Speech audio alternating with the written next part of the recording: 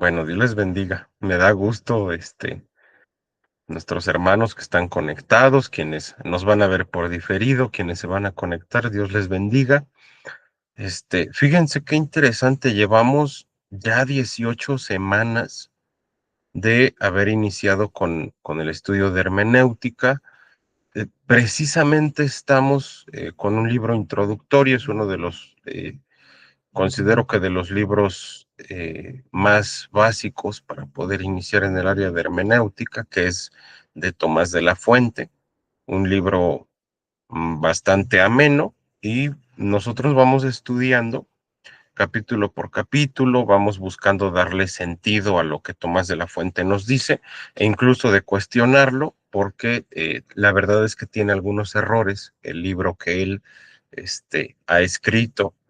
Me he percatado de algunos sesgos que desgraciadamente tiene en los sistemas de interpretación, y pues también soy muy puntual en eso, en que la idea de la hermenéutica, ¿verdad?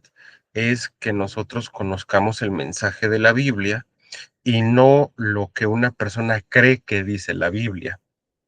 O sea, realmente no nos interesa la opinión de nadie acerca de lo que dice la Biblia, sino sola y exclusivamente de Dios, que es el autor de las escrituras, y por eso es que cuestionamos a los autores, cuestionamos lo que dicen y buscamos un rigor muy agudo en entender la Biblia, en estudiarla. Entonces, el día de hoy vamos a estar trabajando con eh, el capítulo número 18, el capítulo número 18 de esta obra de Tomás de la Fuente. Analiza la fábula, las adivinanzas, los enigmas y los proverbios, pero por materia de estudio, el día de hoy solamente vamos a ver la fábula y la adivinanza. Entonces, vamos a analizar de la fábula su definición. Vamos a tratar de entender cómo es que se distingue de otras figuras del lenguaje castellano en la Biblia, que como ya lo hemos comentado, este ya es un problema, porque pues la Biblia jamás se escribió en español, sino que se escribió originalmente en hebreo y en griego. Entonces eso ya es un desafío para interpretar, ¿no? Vamos a ver algunos ejemplos de la fábula en las escrituras, y vamos a identificar el procedimiento de interpretación, ¿no? O algunos pasos que son necesarios dar para poder entender una fábula en la Biblia. De igual manera, posteriormente vamos a analizar las adivinanzas, ¿sí? Vamos a entender mediante una definición, pues, qué es una adivinanza, que digo, creo que todos conocemos qué es. Vamos a ver personalmente yo nada más encontré dos ejemplos en la Biblia, de los cuales uno no nos dice específicamente qué es lo que dice. Ahorita les voy a explicar por qué, está bien extraño. Y después de pasar al único ejemplo que encontré en la Biblia, pues el procedimiento de interpretación. Probablemente por ahí puede haber más ejemplos, y sería bueno que, si los conocen, nos nutriéramos de ello, los compartiéramos en el grupo de WhatsApp de Monte Oreb, porque nos van a ayudar a estudiar, nos van a edificar espiritualmente. Entonces, vea por favor lo siguiente, la fábula. Vamos a empezar por ahí con la fábula. La fábula, mis hermanos, es un género narrativo que nosotros encontramos en la Biblia, que es fantasioso. ¿Por qué fantasioso? Porque los personajes, eh, les voy a poner un ejemplo. Imaginemos un cuento donde se hable del Patito Juan, por ejemplo, ¿no? Ese es un cuento que al menos aquí en México, o una narrativa que aquí en México para los niños cristianos se utiliza mucho, la del Patito Juan. Entonces se dice que el Patito Juan, creo que hasta tiene una canción. Se dice que el Patito Juan, es regañado porque no obedece a sus papás. ¿no? ¿Qué es lo que pasa? Que esa atribución del patito Juan, que llora porque no obedece a sus papás, porque lo regañan, es otra figura del lenguaje que se conoce como personificación. El patito no llora porque no obedece a su mamá, ¿sí? Eso es la personificación. Hay un personaje en la narrativa que evidentemente no posee las facultades de una persona, mas sin embargo el autor de esa narrativa se las otorga, ¿sí? Eso es una fábula. Es como un cuento donde los personajes no son humanos, pero tienen acciones humanas. Por ejemplo, esto que decíamos, el patito Juan, ¿no? Ahora, ¿qué es lo que pasa con este género que algunos conocen como cuento? Tomás de la Fuente considera que es o lo nombra con la nomenclatura de fábula, que sí tienen reflexiones morales, ¿sí? Vuelvo a poner el ejemplo del Patito Juan, que a lo mejor ustedes digan, ¿cómo en una clase de hermenéutica? Sí, porque es súper básico. Dice la canción que estaba llorando el Patito Juan en la esquina de un zaguán porque no obedecía a su mamá. O sea, la idea de la lección moral del Patito Juan es esa. Obedece a tu papá, obedece a tu mamá, y si lo haces el Señor, larga vida te dará. Es algo muy básico, muy sencillo. No se va a cuestiones teológicas ni espirituales, o sea, es algo muy, muy sencillo de entender. Ahora, aquí viene lo difícil. La fábula no es una parábola. ¿Por qué? Fíjense, aquí entra ya lo complejo, porque en la parábola se ocupan elementos de la vida que son, que son reales para poder entender una verdad espiritual. Por ejemplo, la parábola del sembrador. Cuando Jesús enseña esta parábola, fue muy notorio para las personas que la escucharon. ¿Por qué? Porque son de un contexto agrícola. O sea, ellos sabían todo el proceso de sembrado del trigo, de la cosecha del trigo. Ellos sabían también que había distintos factores por los cuales el trigo podría no ser fructífero e incluso que hubiera cizaña.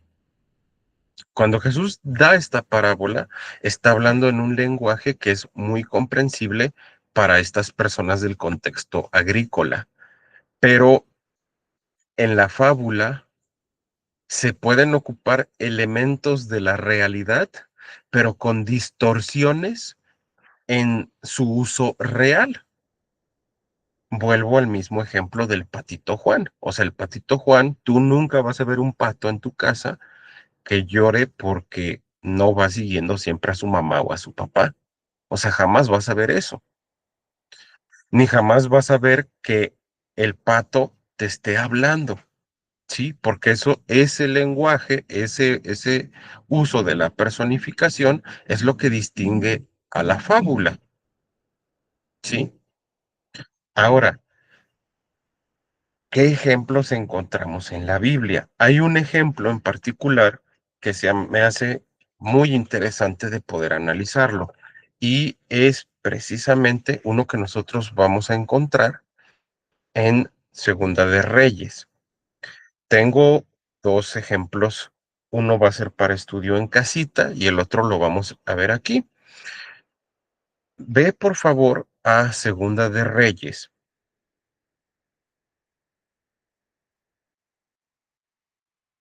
Es Segunda de Reyes 14, de los versículos 9 al 12.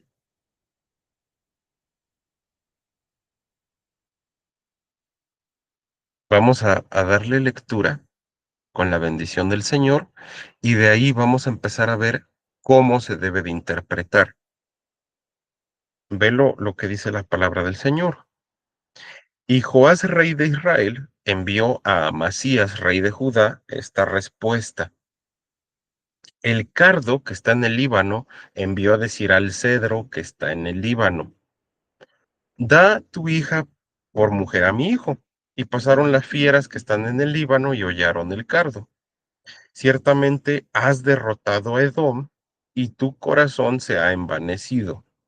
Gloríate, pues, mas quédate en tu casa. ¿Para qué te metes en un mal para que caigas tú y Judá contigo? Pero Amasías no escuchó, por lo cual subió Joás, rey de Israel, y se vieron las caras él y Amasías, rey de Judá, en Bet-Semes, que es Judá, y Judá cayó delante de Israel y huyeron cada uno a su tienda. ¿Cómo debemos de interpretar esta fábula o este cuento, vamos a llamarle así? A ver, primero tenemos que identificar cómo es que se distingue de otros géneros literarios. Por ejemplo, ya comentábamos cómo se distingue de la parábola. O sea, es totalmente distinto porque porque la parábola habla de una realidad, mientras la fábula o el cuento no. Eso es lo primero que es como muy evidente, ¿no? Ahora, hay que identificar elementos que son muy importantes dentro de la narración y los elementos que están vinculados a la historia en el momento en el que se dice esta fábula. Y también, si es que usted va a predicar, que es lo ideal, que de la hermenéutica saltemos a la homilética, pues que nosotros entendamos que cuál era la intención del autor de la fábula en el momento que lo está diciendo. Si entendemos estos elementos junto con la enseñanza general de la Biblia y extraemos la aplicación contemporánea, o sea, lo que se aplica para el día de hoy, entonces pues nos vamos a dar cuenta de cómo se puede entender una fábula. Vamos a verlo de manera más detallada. Vean, estos dos elementos, ahorita se los voy a describir acá. Vean esto, el procedimiento de interpretación, decimos, vamos a identificar esta distinción de los géneros literarios, ¿no? Porque acuérdense que en la hermenéutica vemos varias figuras del lenguaje, como la exageración, como la metonimia, la prosopopeya, la sinécdoque, hay muchas, ¿no? Pero aquí decimos que la fábula no es lo mismo que una parábola. Primer punto. Segundo punto, ver evidentemente con tu texto bíblico los elementos importantes de la narración. Por ejemplo, si tú vuelves a leer este pasaje de Segunda de Reyes 14, 9 al 12, te vas a dar cuenta de que hay un cardo y hay un cedro. Entonces, el cardo le dice al cedro, acuérdate que ellos representan un rey, uno de Judá y uno de Israel, que sería necesario, que sería importante, pues que el hijo del cardo, pues se casara con la hija del cedro. Vamos a entender lo ilógico de esto. ¿Qué es un cardo? Bueno, el cardo es una pequeña planta que se puede comer, este, em, así como está la planta, o que tú la puedes sofreír y te la puedes comer así. Es una planta de 1 metro de altura, pero pues todos sabemos que los cedros crecen más de 40 metros. El cedro es un árbol, ¿sí?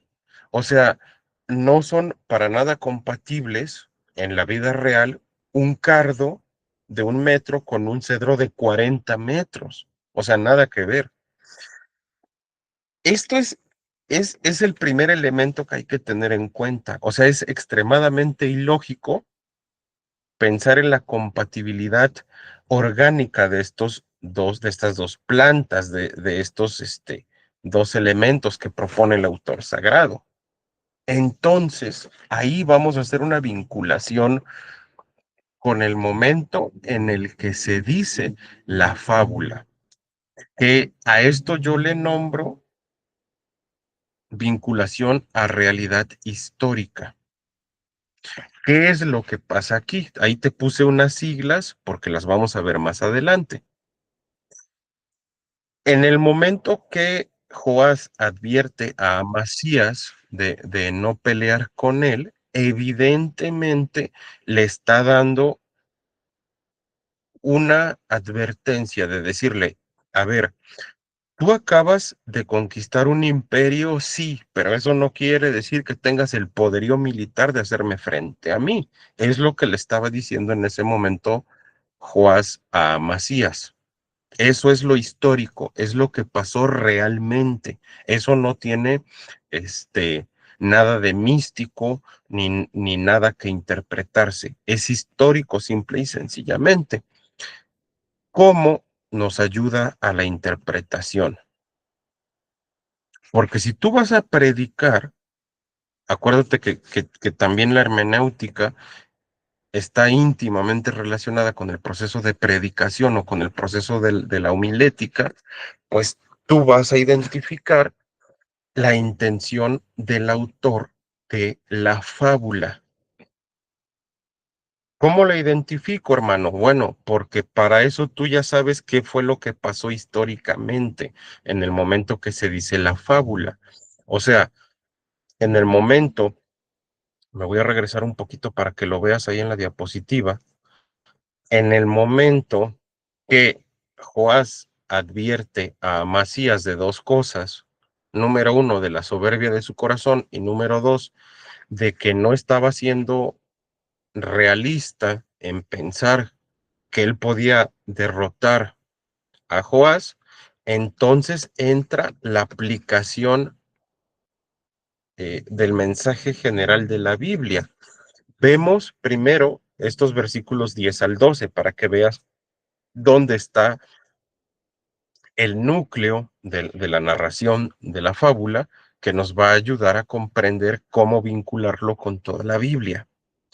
Ve, por favor, lo que dice el versículo 10 al 12 de Segunda de Reyes 14. Velo, por favor, dice, ciertamente has derrotado a Edom. ¿Quién está diciendo estas palabras? Joás a Amasías. Ciertamente has derrotado a Edom y tu corazón se ha envanecido. Gloríate pues, mas quédate en tu casa. ¿Para qué te metes en un mal? Para que caigas tú y Judá contigo. Pero Amasías no escuchó, por lo cual subió Joás, rey de Israel, y se vieron las caras él y Amasías, rey de Judá, en Bet-Semes, que es Judá. O sea, el versículo 10 es muy claro y nos dice, tu corazón se ha envanecido. Ese es el diagnóstico que se estaba dando acerca del fruto de una batalla militar que había ganado este rey. ¿Cómo se vincula con toda la Biblia? Bueno, la definición que nos da el autor, el diagnóstico, si nos ponemos como los psicólogos, cuando tú emites el diagnóstico o la impresión diagnóstica es esa, hay soberbia en el corazón. ¿Qué dice la Biblia acerca de esto? Fíjate, estamos interpretando la fábula. ¿Qué dice la Biblia acerca de esta reflexión moral que yo pienso que tiene esta fábula? Esto respondería a la pregunta, ¿está bien la forma en la que entiendo la fábula? Vamos a verlo con la Biblia. Reitero, no nos interesa nuestras creencias, nos interesa lo que dice la Biblia. Entonces, por ejemplo, en el libro de los Salmos, Salmos 31, fíjate, vamos a ir viendo qué es lo que dice la Biblia acerca del corazón altivo, porque ese es el punto medular de, de la reflexión moral que está haciendo esta fábula. Salmo 31, 23.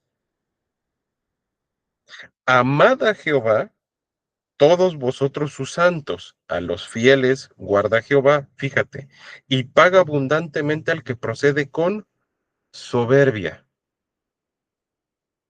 O sea, aquí ya nos está dando un foco rojo acerca de las personas que hemos sido, que hemos cometido este pecado de la soberbia.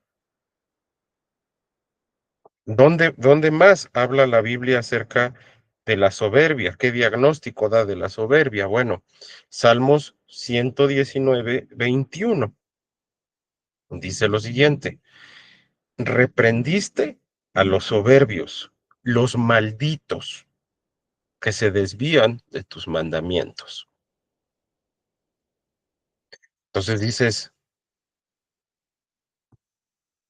la fábula me está diciendo, si tú ves todo el contexto, que este rey que cayó en soberbia fue destruido por esa misma soberbia, por pensar que iba a poder en contra del otro rey, porque ya había vencido antes a otro imperio. Perdón. Entonces dices, a ver, me está diciendo el Salmo 119, 21, reprendiste a los soberbios. Pero vamos a ver, por ejemplo, que dice Proverbios 15:25. Digo, y así nos podemos ir con muchísimos pasajes, pero a lo que atañe el estudio, quiero que vayamos de la mano poco a poco entendiendo esta forma de trabajo de la interpretación bíblica. 15:25 dice lo siguiente, Proverbios 15:25, Jehová asolará la casa de los soberbios. O sea, la Biblia nos explica de manera muy clara que una de las consecuencias de la soberbia es la autodestrucción. Y tú vinculas esta noción de la Biblia, del panorama general de la Biblia acerca de la soberbia y la narración que nosotros estamos viendo. Me voy a regresar para que veas ahí el texto en tu pantalla de Segunda de Reyes 14, 9 al 12, pues te vas a percatar de que algo que podemos entender o la enseñanza central de esta fábula es que la soberbia lleva a la autodestrucción. Ahora, ¿cómo es eso, hermano? O sea, ¿dónde dice eso la Biblia? Bueno, ya explicamos toda la ruta de los pasajes bíblicos que nos lo dicen. Por lo tanto, así se puede resumir la enseñanza de esta fábula que acabamos de estudiar juntos.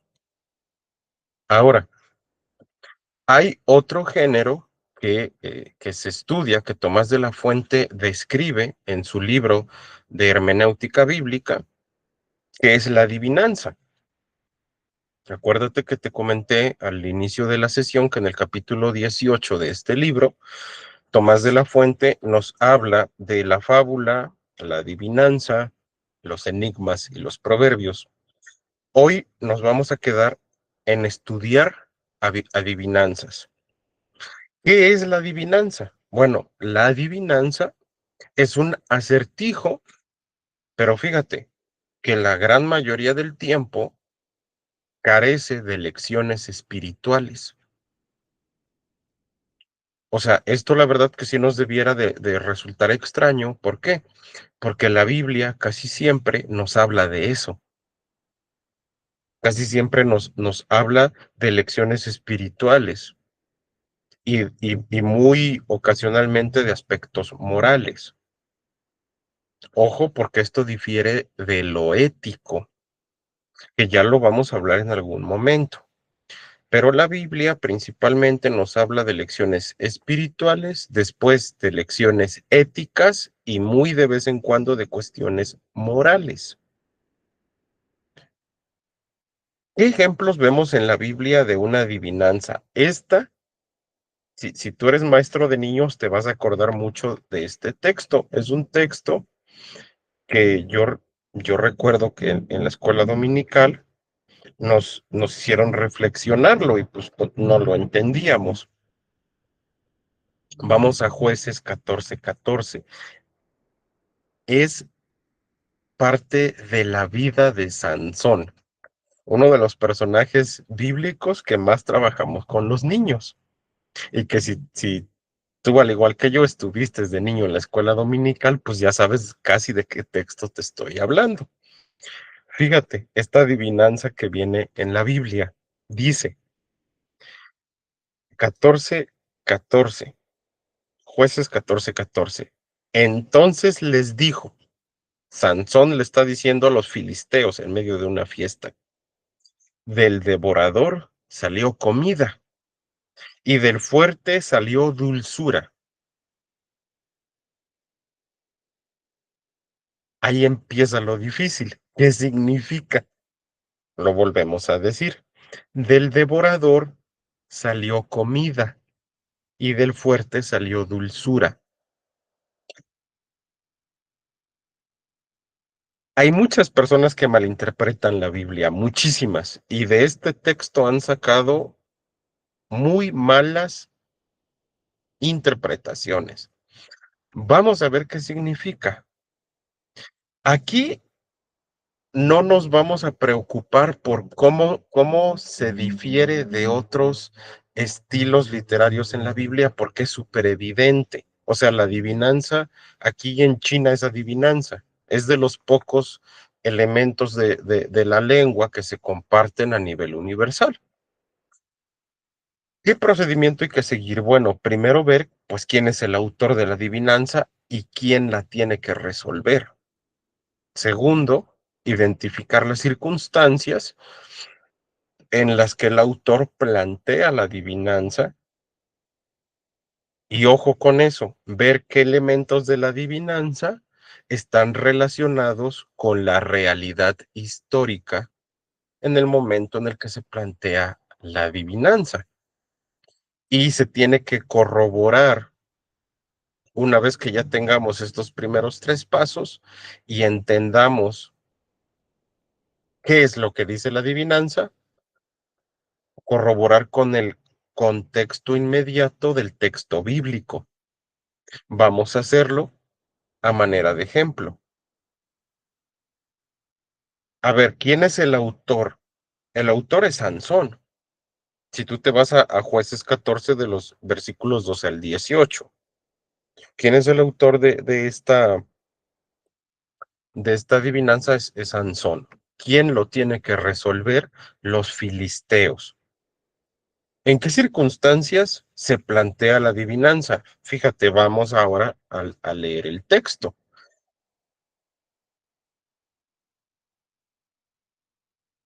Vámonos al versículo 5, Jueces 14:5. Te reitero la misma postura. No nos interesa conocer creencias, nos interesa conocer la Biblia. Dice, y Sansón descendió con su padre y con su madre a Timnat, y cuando llegaron a las viñas de Timnat, he aquí un león joven que venía rugiendo hacia él. Y el espíritu de Jehová vino sobre Sansón, quien despedazó al león como quien despedaza un cabrito sin tener nada en su mano, y no declaró ni a su padre ni a su madre lo que había hecho. Descendió pues y habló a la mujer, y ella agradó a Sansón. Este capítulo 14 nos habla del momento en el cual Sansón se enamora de una filistea. Por eso te digo, es como que un capítulo que nosotros ocupamos mucho con los niños, ¿no? Para decir, no te enamores de una persona que no es cristiana. Pero la idea que se tiene históricamente es esa. Sansón toma como prometida a una mujer filistea. Eso es importante a nivel histórico. ¿Por qué? Vámonos al versículo 18. Porque nosotros observamos que hay un problema grave derivado de esta narración de esta adivinanza. Y ahí viene la interpretación de la adivinanza. A veces, dentro de lo que de las adivinanzas que vas a encontrar en la Biblia, vas a ver la interpretación cerca. ¿Cuál es nuestra adivinanza? Del devorador salió comida y del fuerte salió dulzura. La verdad es que no está nada fácil de entenderla, nada más así. Versículo 18 dice lo siguiente: al séptimo día, antes que el sol se pusiese, los de la ciudad le dijeron, fíjate, ahí va la respuesta. ¿Qué cosa es más dulce que la miel? Pero fíjate lo que dice la adivinanza. Del devorador salió comida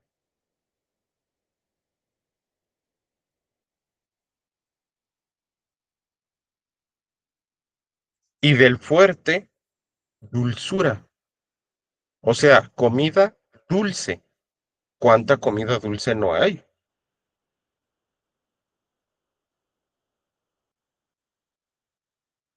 Ahora, volvemos a leer. ¿Y qué cosa más fuerte que el león? Y la adivinanza dice, del devorador salió comida y del fuerte salió dulzura. O sea, devorador fuerte. O sea, hay muchos animales que cubren esa característica.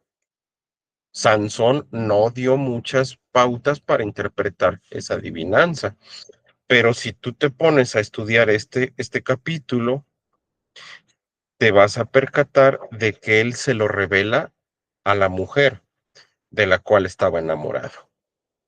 Entonces, la adivinanza se resuelve de la siguiente manera. Cuando está diciendo del devorador salió comida y del fuerte salió dulzura, fíjate que está ocupando un hebraísmo al mismo tiempo. Del devorador salió comida y del fuerte salió dulzura. El devorador y del fuerte es exactamente lo mismo.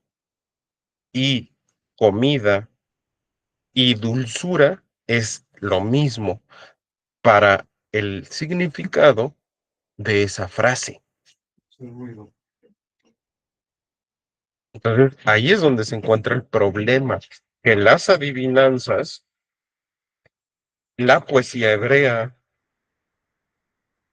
son de los géneros más altamente complejos de poder entender, porque el único que conoce realmente la interpretación va a ser el autor. Y por eso es que muchas veces la Biblia te va a dar el significado cerca de donde tú encuentras el planteamiento de la adivinanza. Entonces, a grandes rasgos, eso es lo que nosotros vamos a poder tener como herramientas para poder interpretar la fábula y la adivinanza.